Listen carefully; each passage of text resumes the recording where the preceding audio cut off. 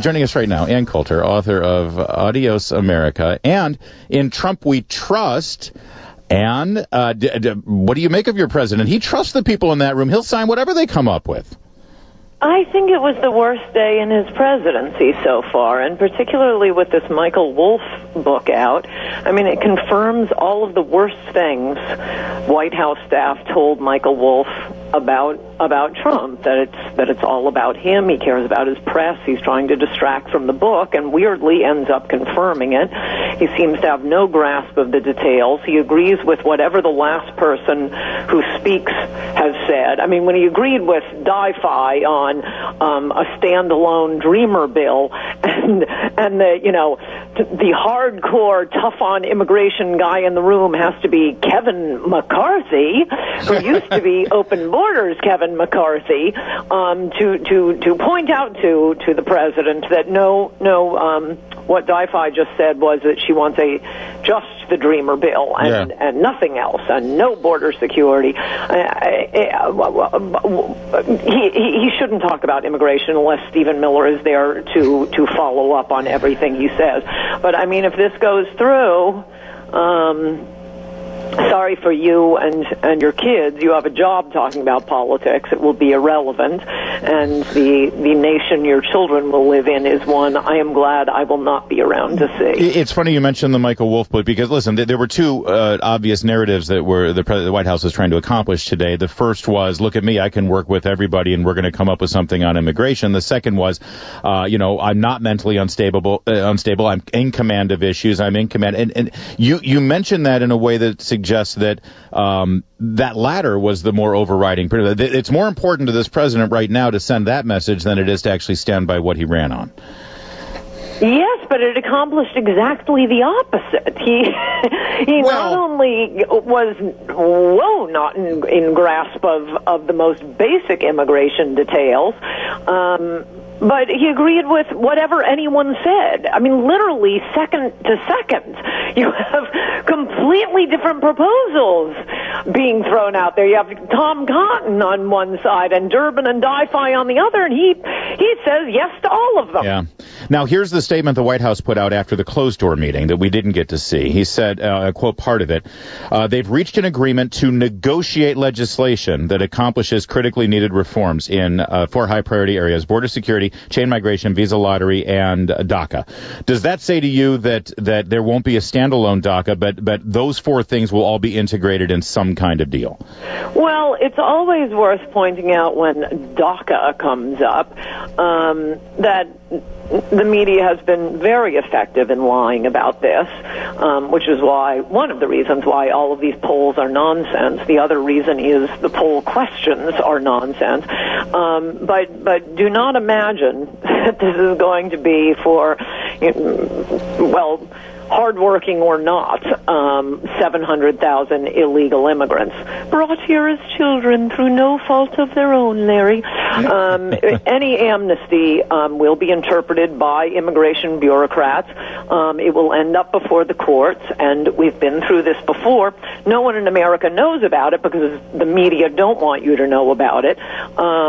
No immigration can be limited. They could write into the bill and keep writing, once a month. And by the way, this applies only to red-headed nuclear scientists, and it will get before the D.C. Circuit. Oh, and by the way, the INS will instantly waive that requirement, or whatever, they call the new INS. Everybody knows what the INS is. And even if the immigration bureaucrats don't say, no, that's too hard to enforce, it will go before the courts, and they will say, no, you don't need to meet any requirements.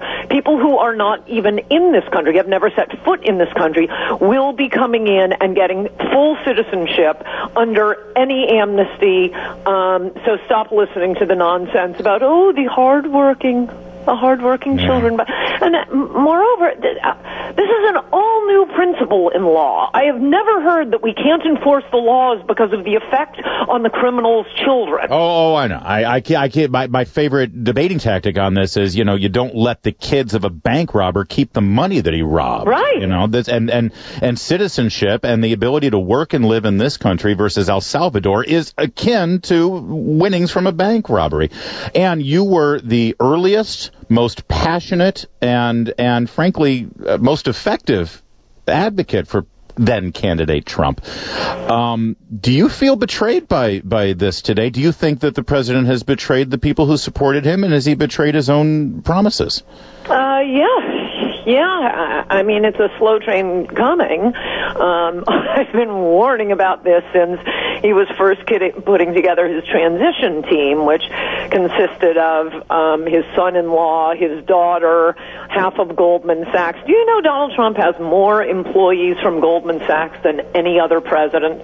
I had not heard that. Unbelievable. Nobody voted for this. I mean, the big response to Steve Bannon this week has been, nobody voted for Steve Bannon. Nobody voted for Steve. I agree with that. I completely agree with that. They voted for Donald Trump.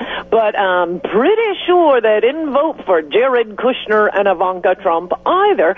And as Michael Wolff describes in his book, I mean, Bannon wasn't one with me on a lot of things. I didn't like his Tea Party stuff.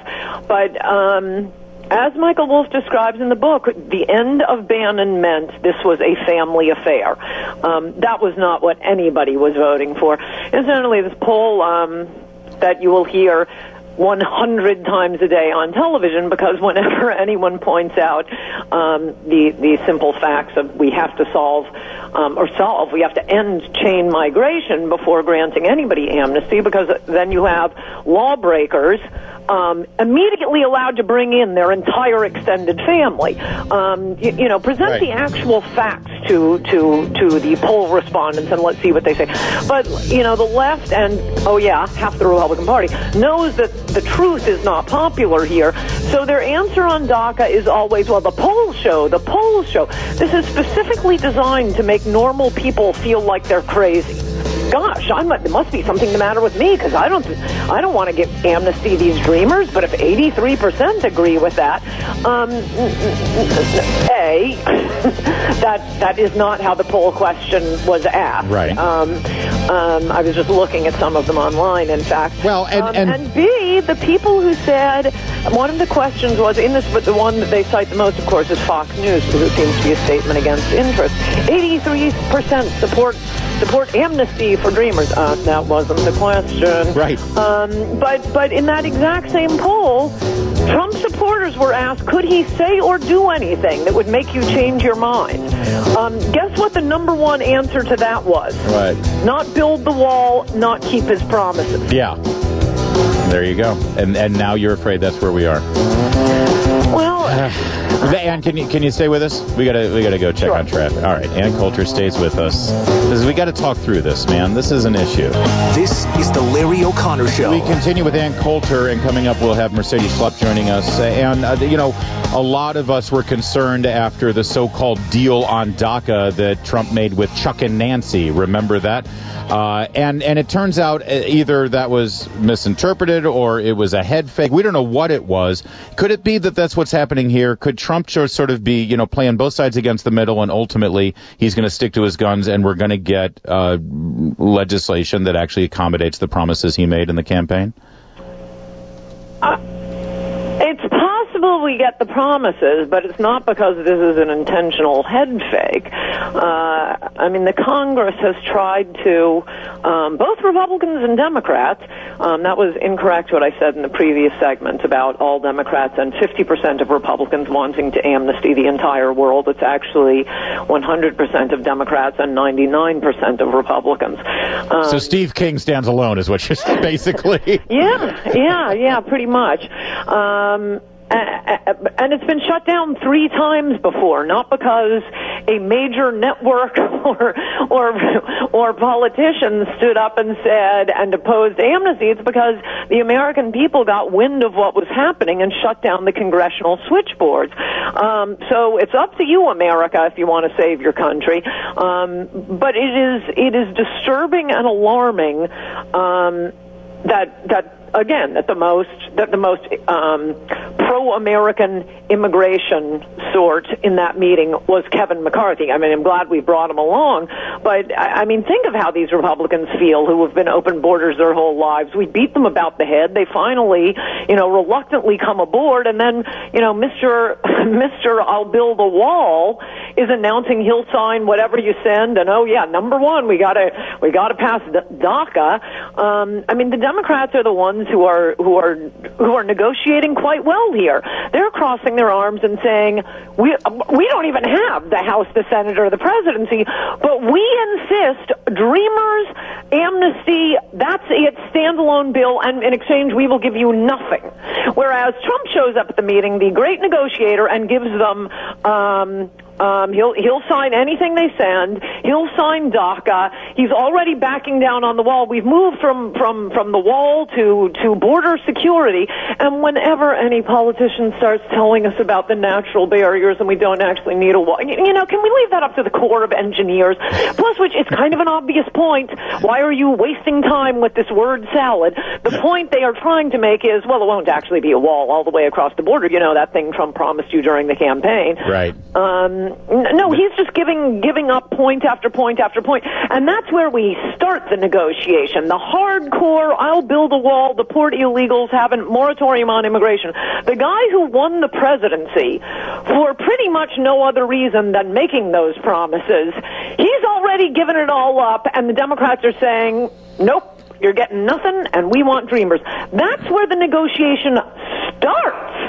You mentioned Stephen Miller, Ann Coulter. He wasn't there at the meeting today, but he was in the media on Sunday with Jake Tapper. He was on with Tucker Carlson last night. He appears to be sticking to his guns. He's still there. He's part of a meeting right now, probably at the White House, sort of sorting it all out. Probably committing harikari. Is he alone? Is he the last man standing, in your opinion? Poor Stephen Miller. Aww. Well, it would be helpful. And, one other thing I'll say about this Wolf book is, these are things people in the White House told Michael Wolff.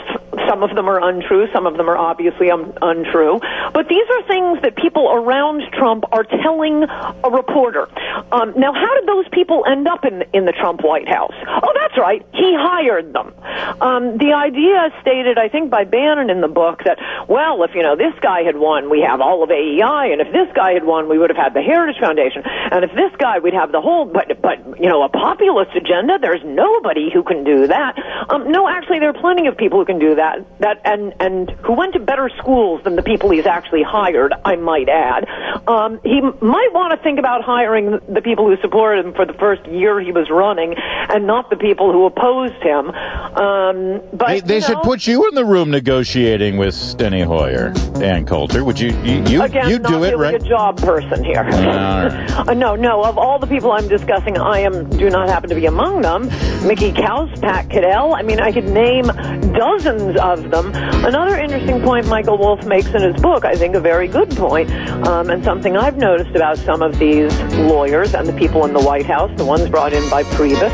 The problem with the swamp is they have to deal with the swamp long after Trump is gone. Their interest is not in making Trump happy. It is making the swamp happy. And as Wolff points out, the same thing is true with the Goldman Sachs people, the Dina Powell, Gary Cohn, Ivanka Trump, Jared Kushner. They're looking at life after the presidency. They need to make the leap off. It is not to make Trump look good. It is to make themselves look good for the next step. Ann, thanks for joining us. I know how fired up you were about this, and we were really lucky to be able to harness this so that we can continue the conversation here. Always a pleasure. Thank you. Goodbye.